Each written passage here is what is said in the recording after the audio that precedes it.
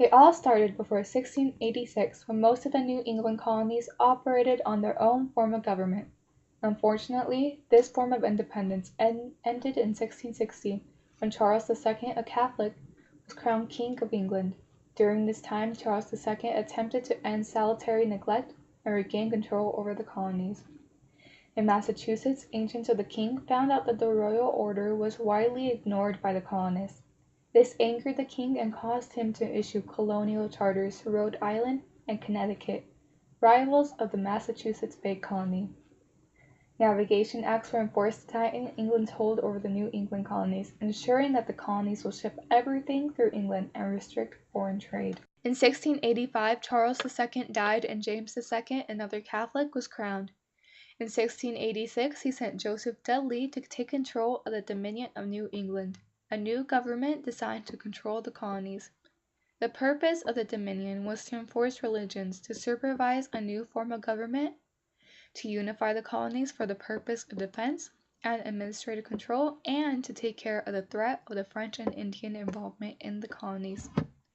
The Dominion of New England encompassed the Plymouth Colony, the Massachusetts Bay Colony, New Hampshire, and Maine in the first months of ruling, but later expanded to Rhode Island, Connecticut, New York, and East and West Jersey. Dudley's term as governor of the Dominion was relatively unsuccessful. Dudley tried to enforce the Navigation Acts to force each colony to elect a representative and to introduce the Church of England, which led to the lack of cooperation and rising rebellions. Seeing that Dudley was too much of a pushover, England appointed a new governor for the Dominion, Sir Edmund Andros. Like Dudley, Andros tried to enforce the Navigation Acts, forcing courts that held no jury to punish merchants guilty of smuggling. He enforced the Church of England by forcing Puritans to open meetings to Anglican services. He also collected taxes by force, requiring colonial landowners to prove their ownership and pay title fees and annual taxes. While all that was happening in the colonies, the Glorious Revolution took place in Great Britain.